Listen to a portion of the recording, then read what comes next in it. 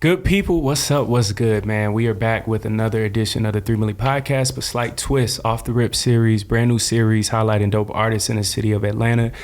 Just providing, man, a platform for artists to come, perform, show their creativity. Shout out to the entire team, Sid, Devin Sanford, making this vision possible. And special shout out to my man, Roger Pearl, bro. How you doing, my man? Doing well, man. Doing well. How about amazing, yourself? Amazing, bro. Amazing. Blessed, man. First off, bro, thank you, man, for just pulling up. Your sound, everything is like so distinct.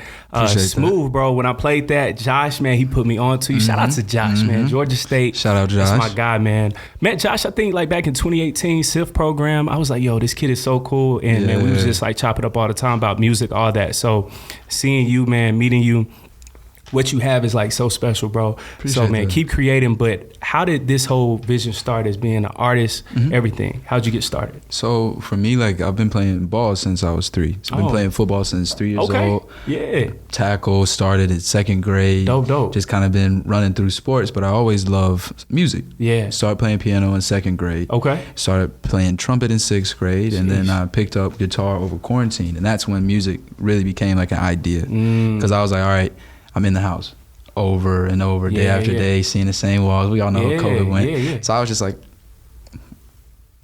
what would it hurt? Facts. What would it hurt if I sat down and actually put out a song? So then I released Life just to kind of like test and get like a filler and see, because I wasn't even sold on Life. Like I was just like, that's a decent song, but I just wanted to understand how the business of it worked and the system of it, of like getting a song finished and actually engineering and mixing everything. But after I dropped Life, I was like, okay, that's when I think Roger Pearl became like comfortable. Facts. When I became like, all right, I think I can do it. Yeah. But when I actually sat down and was like, this is where I want to go with it, was like 2018 in the summer, in between junior year of college. Okay. I was like, no, sophomore year of college. After sophomore year of college, I was in this dorm just doing summer classes, just sitting there, and I started writing. Sheesh. And I was like, I kind of like this. I started writing my songs, wrote Love Me. That was the first song I ever wrote. And then I wrote Life. Then I wrote My Mind. And then after that, I sat on them for years. Wow. And finally was like, I'm going to put them out. Yeah. And once I dropped those 3, those were the first 3 songs I ever dropped. And I was like, I feel like I'm comfortable now. I feel like I'm pretty established in what I'm doing. Man, so 2018, man, like that's fairly recent. Yeah. Like you just started. So how does it feel, man, seeing like all of this growth from 2018 all the way up to like 2022, and now you're just on a whole different level? That's the thing, like growth is constant. So I'm always like, I'm not where I was before, but I'm always like, don't get complacent. I don't really see it as this is where I've came from 2018 to 2022. I'm just like, make sure you check off what you want to accomplish. Make sure you want to get done what you get done. Right. You want to write a song, write the song. You want to release a song, release a song. So right now, for me, like it just feels like work. It feels like the business. Like, of course, like we're getting through year by year. We're accomplishing what we want to. And it's been more accomplishments than I had thought. Hit higher milestones than I anticipated. And that's the thing. Like I just want to keep shooting and keep working. I love that. And as long as I keep myself creative for me and for the music that I want to put out, because I always just want to put out music just so like folks can enjoy it. Yeah. Like I just want people to be like, I like this song. I don't really care about anything else that comes after that. I don't need you to notice me in Whole Foods. I don't need you to know me by my face or by name. I just want you to hear my song and be like, I like this a lot. I want to share it with somebody. Wow. Because I think of like when I really, really liked the song was when people that I love shared it with me. Whether it was my mom or my dad or my brother or my sister. So like, as long as I'm pushing towards that, once I get to that point, then I'll be able to tell you, this is how it feels, this is how it is. Because until then, I'm always like, keep going. Man, that's hard. Because, bro, like right now, there's so many artists, you know, trying to blow up on TikTok, trying to be viral, trying to be seen for crazy reasons. So what keeps Roger Pearl humble and say, yo, I would rather take that long route opposed to just trying to go viral like right now overnight? And the thing for me is always like, I value genuine connection. I want authenticity. Facts. If I can have a conversation with you and get a peek into like how you function, how you think and how you live, like I value that more than any sort of conversation I can possibly have. That's beautiful. So for me, I want that because as an artist, the artists that I love are the ones that I feel give a peek into them, whether that be through their lyrics or through their social media usage, however it may be. So as long as I'm staying true to what I'm writing, I know the quality will show. So I don't feel like there's a need to rush. Like, okay, pound it out, do 30 TikToks, do this, do that, do these reels, looking keep goofy. producing. Exactly. Yeah. I want to be real. I want folks to see. So like when I do look goofy, they know like, oh, that's him. Like that's his personality. Like that's him being goofy for real. I don't want folks being like, okay, that's his personality on social media. That's his personality in person. That's his personality, so on and so forth. I want people to be able to see it and be like, I feel like I know him a little bit. Facts. Because I've heard his music, I've heard his stories, I've heard his tales. Got you. But now I see his mannerisms, I see his character, I see the way he moves. I want that to be authentic when they do see. Personality, all that stuff. That's just going to take a slow route to begin with, though, because people to pay attention takes a minute. So you just got to, that's the bullet. I got to bite it. So I just deal with it. Exactly. Yeah, man. I deal with it and keep my head up about it. Oh, Smooth, the movie. I love that. Music video was hard, but the movie, even better. Seeing you, man, at Target, showing like who you were as a person, had me laughing. Drink some water, though. Say that you don't drink water. I already knew you was playing. I already knew you was playing Keurig, all that stuff. What just like inspires that whole thought process of, I'm going to show y'all this video, but also I'm going to show y'all Target, me going in there, showing you stuff, how I think, how I feel. What sparked that for you? So initially, actually, the way that went was a complete audible of what we were trying to go for. Oh, that's crazy. Like, I had wrote out this entire like skit to do, and just timing wise, couldn't get the people that we needed. So I was like, I don't really care like about having all the people that I need. Like it's not that big of a deal. Like let's just get it done. Like let's just shoot it. So I was like, Josh, we'll just go to Target and I'll just do whatever. So I was like, Josh, just record as soon as we walk in, and I'm just gonna walk around and do some random stuff. And we're gonna see how it goes. And I was. Honestly, it was one of the funnest things I've ever had to actually do creatively. Because like it was just me. I was like, wow, like I'm going to really show people a lot about like how I act and how I am like in public. I was like, that's strange, because a lot of folks that see me out in life, like whether it be work or through music that I work with other artists and everything, a lot of them see me very business, like very just put together, just like, hey, how's it going? A lot of people know me for sports, or a lot of people know me for various different things. So like seeing me in that habitat, I was like, that's how I want to be known as an artist. So like that's a big step forward that we're gonna take here, and that was the full intention. And to see it executed, I was just like, all right, man, perfect. Yeah, I love that, bro. So from playing football to now making music, what was that whole transition like? And if somebody told you, man, 5 years ago, Roger, bro, you're not even gonna be playing football, you'll be making dope music, what would you say to that? Honestly, as long as folks are saying it was dope. Key on hey, that's dope. The most important. Exactly. Not just making music. Look. Yeah, it can be trash. Liking it. That's and true. They're saying it's dope. If they're saying it's dope, then that's all I need. That's all I need. So with football serviced me for 17 years. Sheesh. It was a blessing. I loved every single second of it. So I can't really be mad. I'm not really upset. I accomplished a lot. I had the opportunity to play D1. That's just huge milestones I wanted to accomplish in my life, and we got them checked off. So like after that, I have nothing to be worried about. I kind of wipe my hands of it, go on to the next chapter. And music just happened to be the next chapter. But it was always a chapter. I just never focused on it. I never realized until after football, music has been in my life my entire life. So I was like, this is nothing new. Like, just do it, you know? Like, actually just focus on it. Exactly. Like, pay attention to it. And give it the attention and actual time it deserves. So I was like, hone your craft. Figure out, can you do this for real? Can you rap? Can you sing? Like, I don't know. Prove it. So I was just like, let's see. Proved it to myself, and I was like, oh, okay, I feel like this is not half bad. So then just kind of went from there. Just all feels like a natural extension of myself. Where like football, I was like, I love that. That's a passion. Simultaneously, music is the same type of passion. And it all just feels like an extension and an offering of me to whoever I'm around. That's tough, man. Right now, it's so many guys, you know, who play football, and life after sports is tough.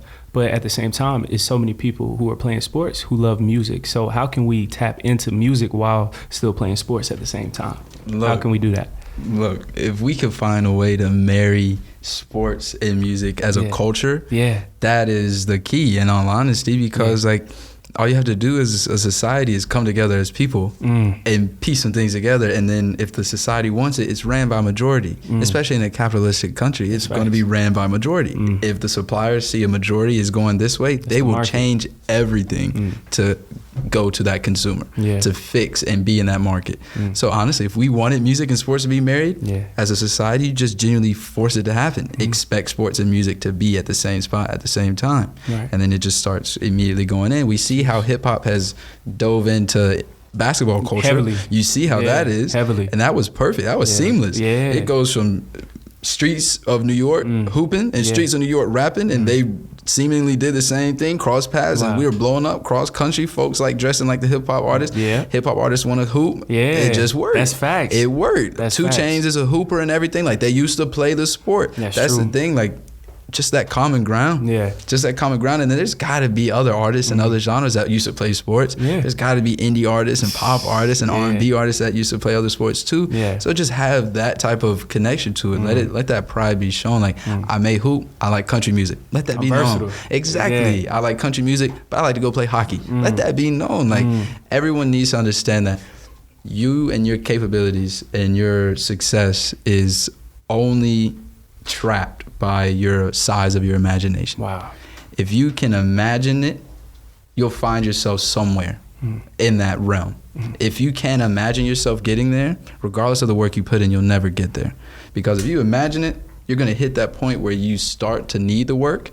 And of course, if you love it, that's when the work comes, and that imagination and that work, success is all you need. That's that path. But if you can't imagine it to start, you can't even take the road. So genuinely, just people need to understand, like, I like country music. I'm a country artist. You can still be involved with sports. Yeah. I like sports. I can still be involved with the 50 other interests that I have. That's facts.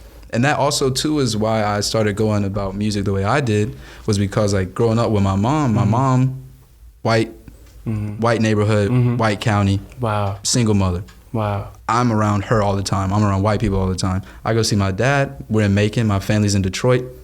Just black people. So I'm getting a mix of music from literally almost every pocket I could possibly get, because my county was very country. My mom isn't that country. Gotcha. So it was country music for my friends. Yeah. It was like pop music, 90s R&B for my mom. And then it was hip hop, 90s R&B for my dad. Wow. And then old school jazz, all that for my grandma, so on and so forth. And then folk music for my grandma on my mom's side. So like, it was just sounds everywhere, instruments everywhere. And I was like, you're not going to tell me what I can and can't do. You're not going to tell me that if I rap, I can't do alternative indie music. I can't do pop music. I can't do whatever I want to do. So I'm going to find a way. If I can, I'm going to figure it out. Oh, and that's what I wanted to show. Like, through my music, I wanted to also be an actual representation of, you get pigeonholed if you tell yourself, I can only do one thing at a time. You can do multiple things. You just have to understand the work that it's going to be with doing multiple things. You just gotta be passionate about it, and don't let other people tell you, like, oh, I tried to do these 3 things and I couldn't do it. Wow. That's just not your 3 things. Those just weren't your 3 things. That's not to say you can't do 3 things at the same time. That's just weren't your 3. You just find what you can do and what you really are passionate about, and forget everything else. Forget everyone else, and just let it be.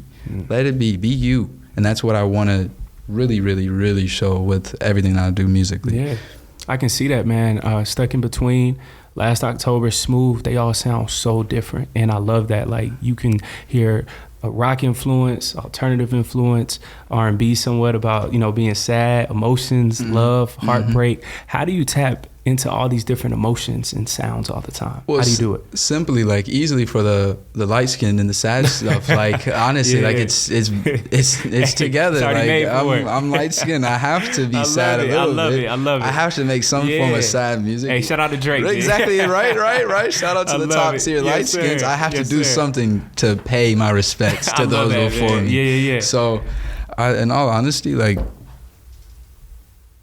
I just love music. Yeah. I just love writing. I love creating. Yeah. There really isn't a rhyme or reason to half of the stuff that I really do. It's just like, what do you feel? And then where do I find the sound that I need for it? And whatever that sound may be, if I can make a song off of that, perfect. If not, that's fine. I'll just continue to play with sounds, continue to play with tones, and just be patient. Yeah. And when I find the right beat, I'm like, okay, then I can tell this story on this track.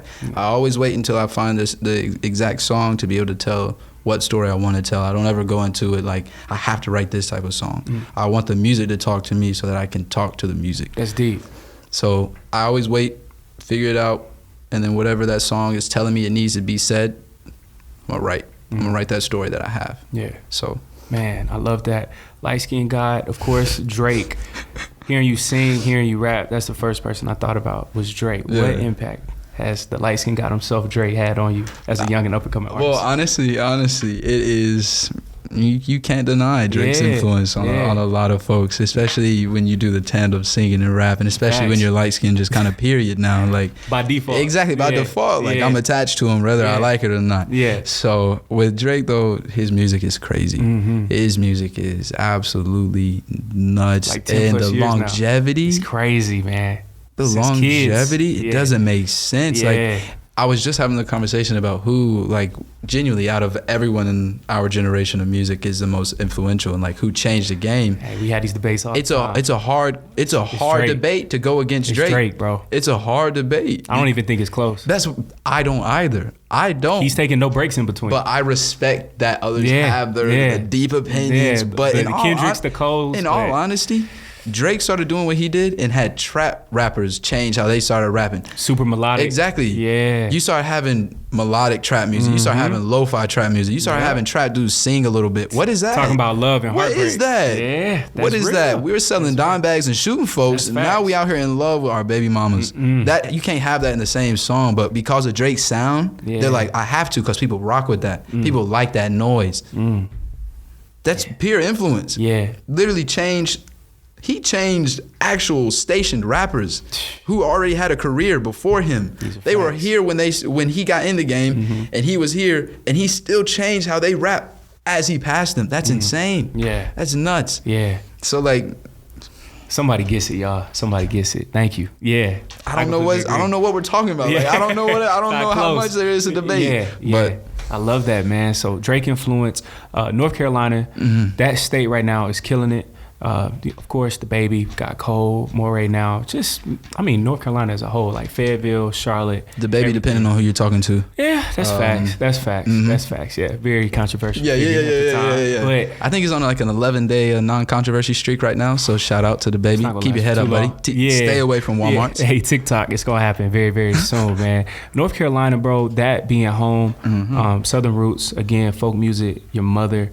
How did North Carolina, as a whole, shape Roger Pearl, who we see today? Honestly, it made me everything I am. And in a way, like, it genuinely is a place where I learned all my lessons. It was a place where I met a lot of the people that I love and a lot of the friends that I still have. It is really me in a way, because like the state in of itself, whatever you want, it's there. If you like mountains, it's there. If you like the beach, it's there. If you like the city, it's there. If you want a rural area, that's the majority of the state. So like, it's everything. It's just kind of pocket size. It's not going to be that big. But I'm not that big of a person. I don't need that big of an area. I'm just like, I just want my community. And it really is that type of state. Like a good, like, this is a nice little community. You get to kind of sit and relax, chill out. It's quiet. Exactly, and that's what I like. Hey, I feel you, That's bro. what I like. Yeah, I love that, man. Detroit, with your pops, very dope city, influential, when it comes to music, dope boy culture too, hip hop, fashion, all that stuff. Crazy rappers out from Detroit. Yeah, man. Detroit, how was that whole sound for you? Going to go see your dad, which I know is completely different than down south, North Carolina. How was that for you growing up? It's crazy up in Detroit. Cold. Yeah, that's true. That's cold. True. That's a change. Yeah. Long trip. That is hours. Y'all would drive? Hours. Oh, yeah. Man. I drive. So that's what, about 10 hours, 12? Like 12, 13. Fall asleep, it's the next day type joint. Like, super, super long. Yeah. But the good thing was, like, him and his siblings came down except for two of my aunts. Okay. So then he's in Macon now. That would made it super easy. Yeah. Super went easy. From 12 to 2. It went. That's what I'm saying. That's what I'm saying. Yeah. So it's always been dope though. My family, super huge family. My grandma, Ruby Vining, beautiful, beautiful woman. Yeah, sound like a southern name. Yeah, exactly. Gorgeous woman, created a beautiful, beautiful family. Wow. They gave me a whole bunch, especially with sports. Big sports family. Yeah. So they really hardened me in my way of like how I carry myself in public and how I carry myself on like the field. And when I'm talking about my music, I always stay focused on the task and be humble about what's going on regardless of how well you may or may not have done. So like that really, really, really helped me a lot. Because when I go back home and being so isolated, being one of the only brown faces around, it's going to get real strange sometimes because a lot of people aren't going to be able to understand what I'm going through or how I'm seeing the world or even the county that I'm living in. Yeah. So like being able to hyper focus when I was at football practice, being able to hyper focus when I was at piano recitals and just lock in on my task and kind of zone out was what really helped me get through a lot of the stuff in my early years. Because I was like, all right. You let it weigh on you, let it bog down. You hear like a lot of microaggressions. You hear the overt stuff. You hear the whispers and all that, and then it starts to beat you up. But that's naturally black in America. That's true. But the thing with that, my family always just like, if someone tells you you suck, tell them thank you. I need to get better. If someone tells you you were great, tell them thank you. I need to get better. And that genuinely pushed a lot of how I interacted with a lot of people. Just like, thank you. Whatever's your opinion, appreciate it. Yeah. Because like I can't change it. Can't do much about it. Thank you for telling me. I'm glad that you gave me the notes or whatever it is you may think of me. But like, I've always got to try to get better. And regardless if you like me or not, I still am going to be on that path of trying to get better. Regardless. I love that, man. Young black man, North Carolina, white single mother, deep South. How did you just stay confident growing up? Because in the South, it's completely different. North Carolina is different. So how did you stay confident in yourself of knowing who you were, but then at the same time being different from everybody else who was around you at the time? Funny enough, I have this conversation with my mom a lot. Wow. We talk about the fact that she made me so independent that it has become a bad thing for her now because of my independence. Exactly. Yeah, she's like, you're too independent. She's like, come home. She got to feel needed. That's exactly. We know. And I always tell her, I need you because of how much love I got for you. So, and the thing with that, Mom is the answer. Mom is the answer. She is the source of my confidence. She really told me, she's like, look, this is how it's going to be. These are the things that you're going to go through. I'm going to fight for you every single step. If someone comes at you sideways, I'll go at them directly. If someone says something and you don't know about it, I've known about it. I've taken care of it. Promise.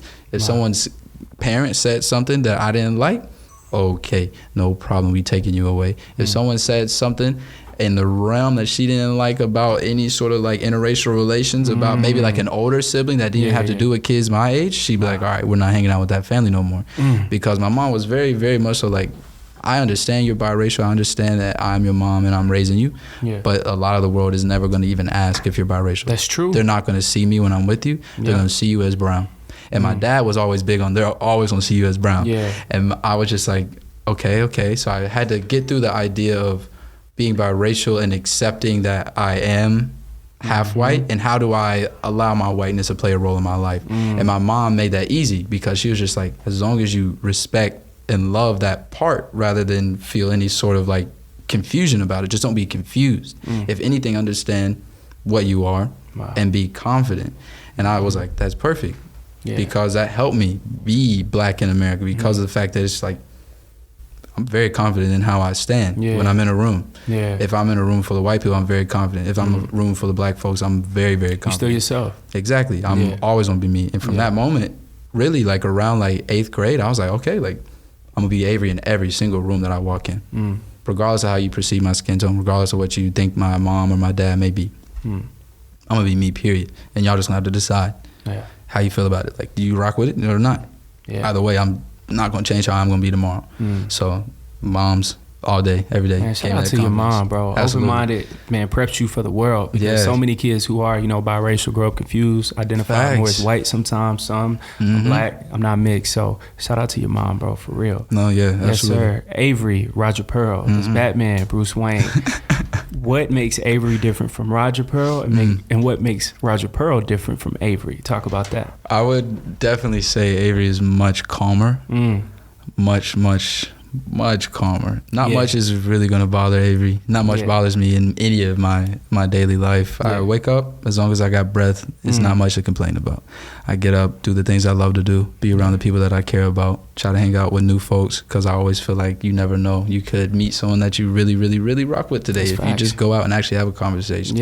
I don't sit out and seek to walk up to strangers in the middle of the street, but I'm just never going to shy away from a conversation. If someone needs help, Avery's probably going to do something out of his way to help, because I want to make sure that I'm there for the people in my community and the people that are in my life. Roger Pearl is going to be very, very animated, much more relaxed and being like fun. Yeah. So like I'm calmer when I'm in these spaces when I'm talking about my music because I'm so passionate about it. So I guess like in the Roger Pearl settings, I'm already laxed. I'm already ready to go. I'm ready for whatever. We can go party. We can start doing whatever. We can start singing. We can start rapping. I don't care. I'm always on go. Yeah. So whenever I'm in a music setting, that was always just exciting for me. So then now, like, I guess with the whole Roger Pearl circumstances, like, it's just like, every time I'm thinking about doing music, it's immediate mood booster, immediate mood booster. Yeah. I'm always up. Yeah. Up. I'm like, all right, let's go. That's dope, man. I love it. Last October, talked about that song, Born in October, Halloween. In fact, bro, that's super dope, man. Scorpio, shout out to your fellow Scorpio brother, Devin. Man, Halloween parties growing up, how did that even impact you, I would say, as an artist now of having parties during Halloween, people dressing up, fall vibes, Scorpio vibes, whole lot going on at one time. Absolutely. What was that like for you growing up? It's even crazy. Now? It's crazy. Yeah. Because like too with Halloween, that's in the middle of the fall. I'm in the middle of the football season. I didn't think about that. But the thing is like I loved football so much that I didn't even really think of football as like I'm playing the sport, I have to go to practice and everything. I was just hyped the fact that I was playing. Man. So fall became like the best season in the world for me. Halloween would come up around 3rd grade. My mom was like, Avery, you want to go to a haunted house? I was like, I don't even know what that is. Let's go. Let's figure it out. I took some of my friends, scared out of our mind, and then from that point on I have not stopped. Like every single year we go to a haunted house, we make sure we have our party, get everybody dressed up, and we just kind of chill and watch horror movies. That is all of October. I love that, man. That is all of October for me. It is so perfect. It genuinely is. I can't ask for anything more. I love that, man. Birthday in the fall, artist, creative. Right now, from post-football, how does the fall impact you as an artist now with the cold weather, the vibes, bass season about to start? How does fall vibes affect you as an artist? So now I get to kind of like really, really take it in because I have so much free time. One thing that I don't think people realize, like post sports, is the time that are on your hand. Like it's like went from unlimited schedule to now. It's insane. What do I do? Exactly. Like I'm having like 6-8 hours open on my days that were just locked. Man. And now I was just like, wow, like it's strange to switch and get used to it. But now that I'm not gonna lie. I dip into my whiteness a little bit in the fall. I really dip heavy into my whiteness. Talk about that. Because I really enjoy pumpkin spice lattes. I genuinely love pumpkin spice lattes. Man, it was serious. As soon as the pumpkin spice comes out, over with. First one in line. I'm going to Starbucks. I'm going to Dunkin'. I'm comparing both of them. I'm testing out the flavors. I'm trying. Look, I'm going to Whole Foods to get the damn things in the can itself. Just like, that's what I'm saying. Exactly. He's like tapped in. That's what I'm saying. That's what I mean. I love it. I start wearing a little bit too many browns and fall colors. Like it starts to get kind of tough. It gets a little tough because that's also that time where the sun isn't out and I start changing colors. So I really just go screw it. Might as well go full in. I love it. I can't complain once again. Still a blast. Anyone in the fall should at least have one pumpkin spice latte. It's just, you need to. You need to just sit with it, enjoy it, be outside, see the trees. Don't do it inside. Don't do it out in the street. Don't do it in the city. See it where you can actually see the trees. Then it'll be fine. It'll be fine. Man. But me, I'm gonna do it everywhere. I'm in the city and wherever. I'm gonna, if it's a pumpkin spice latte, I'm grabbing it. I can't. It's only right. Like it's an addiction that I have not gotten over. I can't vouch if it's right or not. I know my faults. I know where I fall. So man, that's dope. One thing I love, man, is you know how to have fun. I can tell already. Great personality, funny person, man. Appreciate it. How do you try to have fun and just not take life so serious all the time as an artist? It's funny because like that's kind of been a common thing my whole life. My teachers in middle school were like, Avery, like you do well in school, but you're so like lackadaisical. Like what do you really care about? Like where's the drive? And I'm like, I'm driven. Wow. It's just like, what is there to worry about? The work will get done.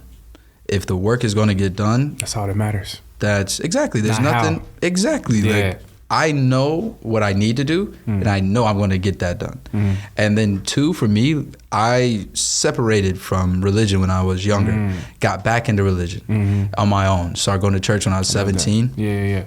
Started going on my own journey. And then now, especially now, like it's since my 20s. That's when I've really been locked in and trying to make a conscious effort every day for my walk. Yeah. I'm like, what is there to worry about? Because like, I'm cool with everyone I see. I got love for everybody. The people that are in my circle and the people that I really rock with know how I feel about them. I'm gonna go above and beyond for them. I don't even expect anything because there's nothing to expect. I genuinely just value human interaction. Wow. I want to interact with folks. I want to get to know people. That's all I care about. And outside of that, there's nothing that's really gonna shake me. Wow. Like if it's like a tough day, I've had millions of those. I'm still here. Through that perseverance and through that persistence, like at some point it becomes like you either gonna put weight on all the obstacles or you're gonna realize that these obstacles aren't that bad to begin with. And I just was like, this is life. It is what it is. They're gonna be heavy if I say they're heavy. If I say they're not heavy, it's not going to be. Man. And that's pretty much how it's been. Great mindset. So Avery, man, what drives you for Avery as a person, and then what drives Roger Pearl as the artist? Roger Pearl is much more competitive, so I'll go with the Avery answer first. Okay. What drives me is just going to be my faith and my family. Gotcha. I really just want to make sure that the people that I love know that I care for them to the fullest of my extent. Like I want them to know just that whatever the best Avery can do for me is exactly what he's doing 24/7 every single day until my last breath. I want the people that I love to understand that. And then my faith over everything. So then that really is just me wanting to be with everyone and really be there for as many people as I possibly can. So those are the things that are going to drive me. So obviously, like I said, I'm very calm as Avery when we're at the crib. That's a good thing. Out in the neighborhood. Exactly. Like I'm just chilling. I'm just really calm. And that's because of like those are my motivations. I know what I do, how I approach my life and how I go about myself and how I carry myself. So I'm not ever really worried. I'm like, yeah, like I've taken care of it. I know the work that needs to be done and it's been done. And it's going to continue to be. Roger Pearl though, very competitive. I'm a hip hop historian. I'm a big rap person. Okay. So when I rap, I need it to be dense. I want content, like substance in exactly. It. I want content. I want delivery. I want a different like little cadence. I want some lyrics. I want something that's going to be like, I can listen to this and not pay attention and kind of bop to it because the beat and the cadence is hard, or I can sit and dissect it and be like, he's spitting for real. Like he got some bars, huh? Yeah. Like I want people to be able to enjoy it in every single way. Whichever way you enjoy rap, you can consume my music. But at the end of the day, you're gonna see I got bars. I will never be one of the rappers that are like, don't play with him. Is his writing there? You won't know. Don't question the pen. The pen I take very serious. Yes, so with Roger, I'm always driving like I want to write better than so and so. I want to write better than this. I want to write better than myself. The last project. So like with Golden Boy was 7 songs. Dropped that album last New Year's Eve. After that, I immediately started working on For the Lovers. The song with last October is going to be the outro of that. It's only 3 songs. I would stamp right now, certify that For the Lovers is better than Golden Boy by far. Wow. And Golden Boy has Stuck Between and Crybaby Blue and Smooth. Yeah, I'm going For the Lovers all day. But that's just because of the work that I put in to make sure that my music is better. Yeah, I understand like my music is at a certain level. I don't really pay attention to that level because I know what level I want to finish at. So until I get there, everything's obsolete. I'm like, keep grinding, keep going. You made a dope ass song, Smooth was cool. And something needs to be better. Something needs to be cleaner. You wrote a good little song. All right, Love Me was nice. Crybaby Blue was nice. Write a little better. Write a little better. There's a better story. There's a better way to go about it. You can figure it out. Do a different cadence. Try this. I always have to keep pushing myself. Yeah. So the urge to compete and the urge to always evolve are the 2 things that are going to push me Roger Pearl wise. In that facet of my life, I'm straight tunnel vision on how can I make sure that I prove that I am separate. I don't want to be like or anything. I want to be unique and separate in and on my own. No comparison. Exactly. And I want it to be known and have weight. And if the pen isn't there, then the weight's not going to be there. So I am always heavy on my writing. All my writtens I will vouch for to the day I die because I know the work that I put in for them. Wow. I love that, man. Hip-hop historian.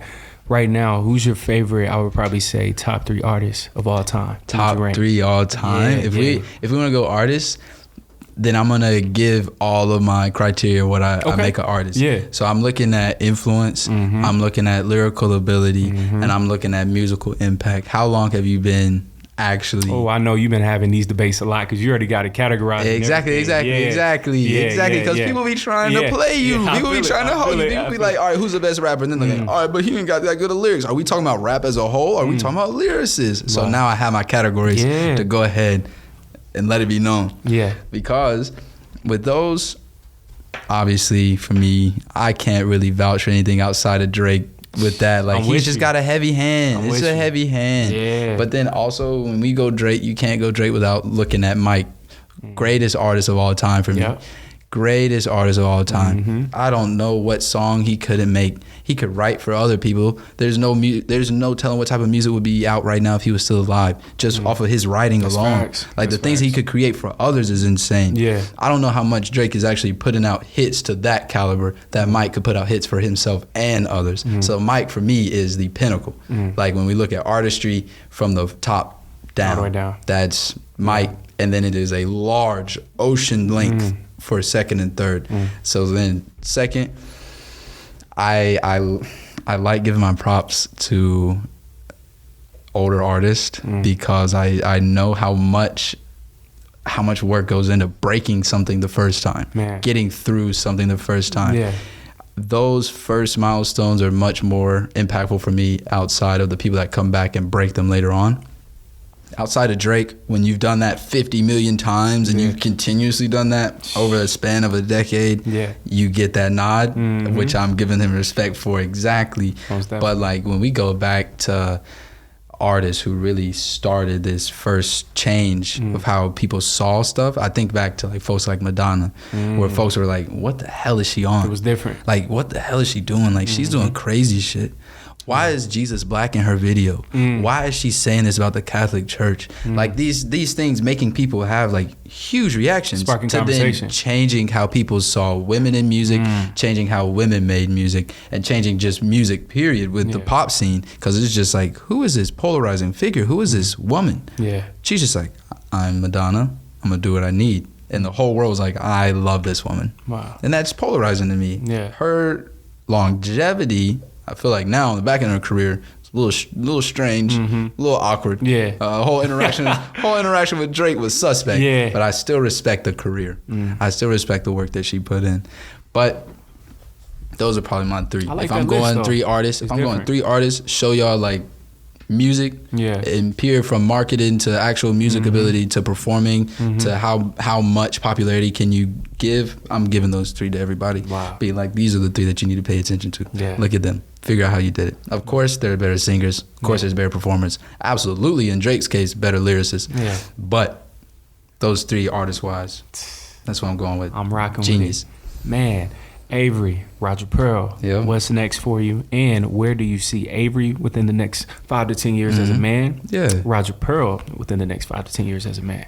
Look, I'm always optimistic. I'm always big picture. So for me, it's whatever I really want. So like, what do I want to accomplish? We're going to go out and go. Because now, first time I'm out of school. Just graduated 2 weeks ago. Congrats, bro. Appreciate it. So like, graduated college. Right? Yeah. State alone, man. Go Thurs, right? Go Thurs. That's what I'm saying. That's what I'm saying, right? So like, with school not being a part of my life now is the same circumstances as when football wasn't a part of my life. It's just that huge chunk away from your day. That's right. So now, like, I'm excited though, because we've all been waiting for that since we started preschool. That's a fact. Folks get into preschool and start going through the long-winded machine of education. Yeah. Once you get to the end, you're elated. So now for me, I'm excited. I kind of want to see what I can get with my degree, which would be strange because it's not going to give too much leeway to do like music stuff, because like getting an actual job is going to be 9 to 5, so my hours would be a little different. But I'd be perfectly fine with figuring that out. A degree too? Exactly. What? Degree in economics and psychology. Nice. Okay. So with that, I feel like job-wise for Avery, I have a large assortment of things, a couple of things that I can kind of look through. Probably going to end up doing a year or two from now, go to Darden to get my MBA at UVA. Nice. The Darden Business School, so I'm going to go over there. Yeah. Get my MBA. Yeah. After that, maybe get my JD. Yeah. I've been teasing about a law degree, but that all depends on how things with Roger Pearl goes. Because with Roger, I always want to keep writing. I always want to keep writing. If I can make writing my life, I will. And whether that be writing music, I write music, poetry, books, screenplays, everything. I just like writing. I just really like to create. 2 to 5 to 10 years, if writing could be that, that's what I'm going to keep working for. So in my meantime of whatever's going on with Avery, just like on paper wise with my degree, like searching for a job to be stable, because I understand the necessity of that for myself and my own family. So for me, keep writing every moment that I can. And if that grind continues to grow and continues to fuel me in my daily life, then it's got to pay off at some point. Oh, man. And when it does, look, wherever we can take it once that goes, I don't really care. I really don't even care. As soon as folks are like, we hear your music and we enjoy it, and like, this is really solid stuff, and I'm able to share this with my friends and family, I've made it. And from that point, I feel like I'll do as I please, you know, like I'll just kind of go about it however. Man, yo, we had like a phenomenal time, a crazy time. It's been dope, man, just being able to sit down with you, talk to you, chop it up, learn who Avery is. Oh, yeah, of course. Roger Pearl is. Yeah. Just, man, you as a person, as an artist. So we had an amazing time. And before we bounce, where can everybody follow you, keep up with your work, all that good stuff? How can they keep up with you? All right. So on Instagram, my IG is just going to be Roger Pearl, period, AV. Just literally Roger Pearl, period, AV. No capitals. Like to keep it simple. I love it. On Twitter, it's just going to be Roger Pearl as well. I'm Roger Pearl literally everywhere. TikTok, Instagram, man, Twitter. Easy it's just, find. I'm trying to make it easy. Try to keep it easy. I don't want folks getting too confused. But yeah. Roger Pearl across all platforms. Man, Avery, keep doing what you're doing. Stay persistent. Keep killing it. Amazing sound. And speaking on that, y'all are about to listen to some exclusive live performances from our guy Avery, a.k.a. Roger Pearl. Tap in, first installment of our Off the Rip series, so he's about to bless the stage. Shout out to the entire team, Sid, Devin, Sam, everybody who makes this thing possible. For sure. Shout out to you, and you are in for a treat. Blessed be your host, Caleb Smith. Live performance coming up next, Off the Rip. Let's get it. How we doing, everybody? My name is Roger Pearl. I'm from Davie County, North Carolina, a very, very, very small town in a very, very small plot of land that we call United States of America. Out here with 3 Milli Productions, great unit, great team. Let's listen to some music, y'all.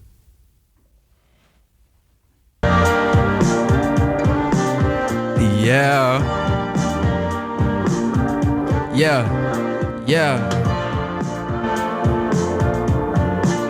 Allow me to introduce myself. Dorm room too small, but a twin bed fits more than I thought. I wanna feel your body next to mine. I wanna hear you saying my name tonight. Don't have to let go right now. We can go just one last round. You know, for you I'll make time. You know, for you I'll make time.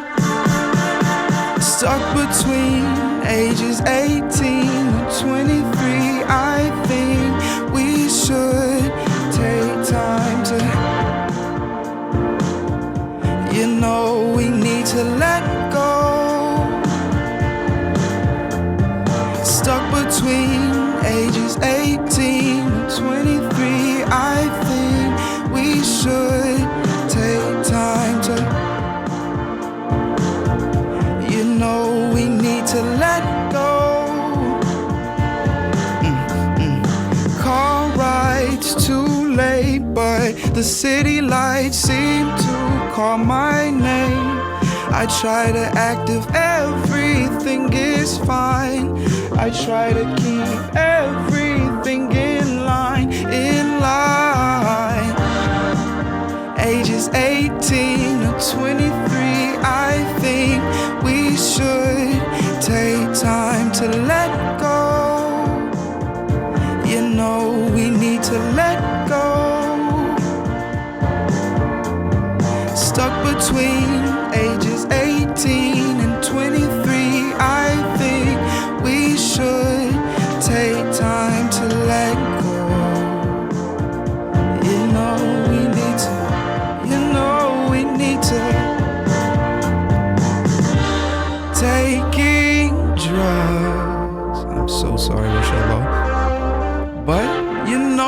okay.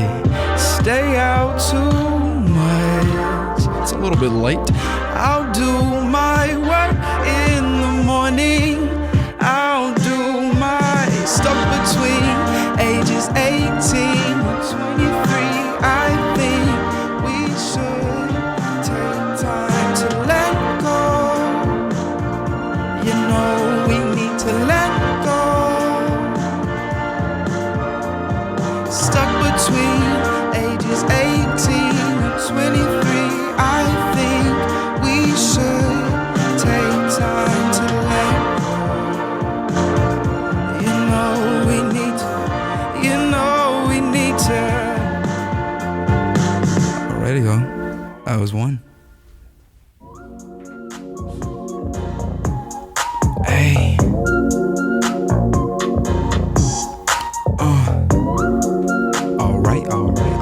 Alright. Look. Smooth be my middle name. I don't play. Beat the cat, so call me baby. I'ma stay. What you say?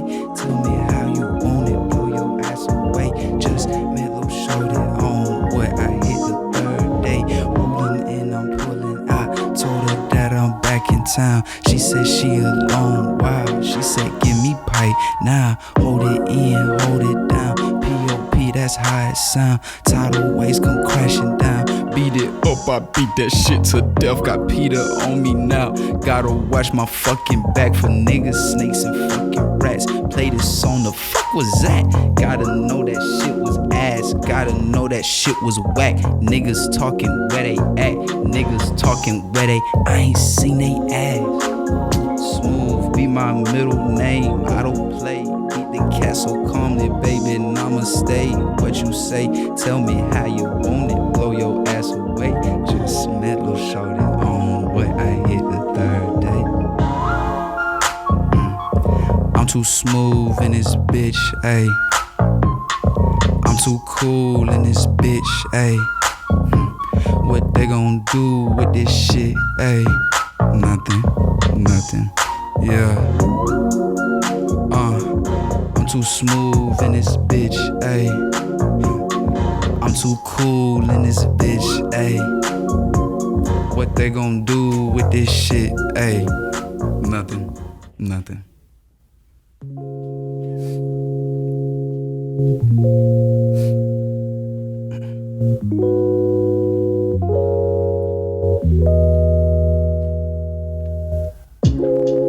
I'll be crying, baby blue, 'cause I'm falling over you, having dreams that you want me.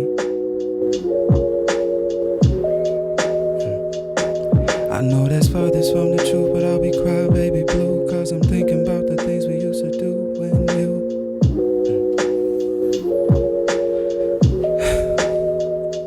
I'm crying, baby blue, my babe.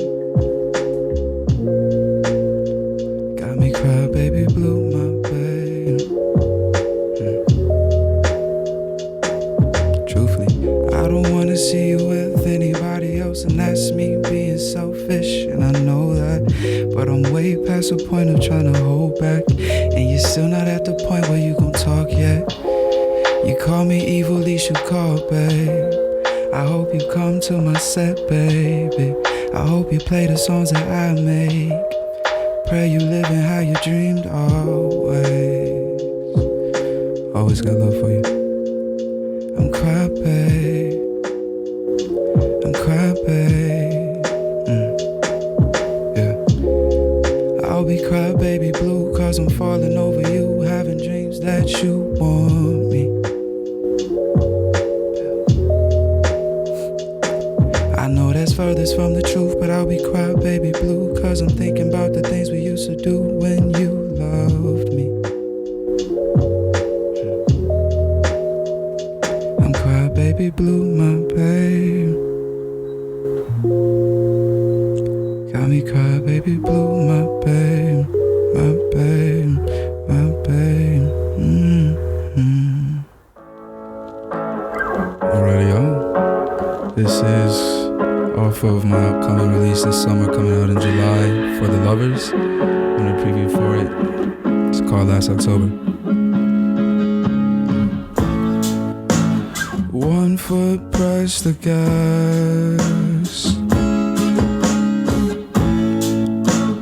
2 hands flow so carelessly. 1 heart broken half.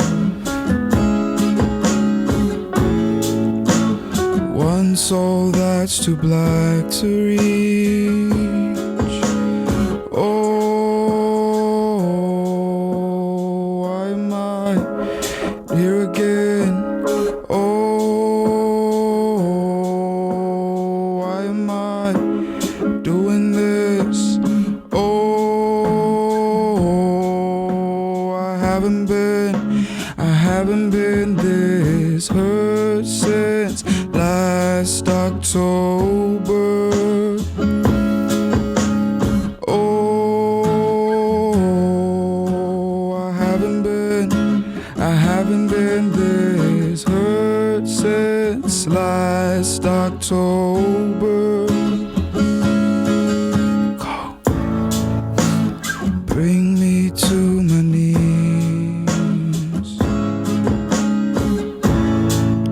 Been dreaming of your voice again. It's helpless to sleep,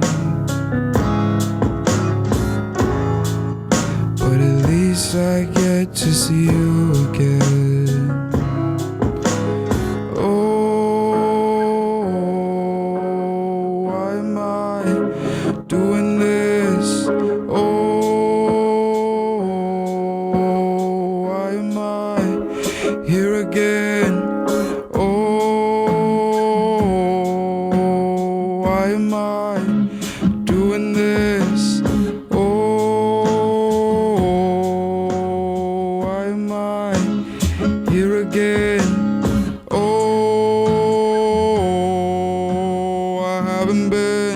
I haven't been this hurt since last October.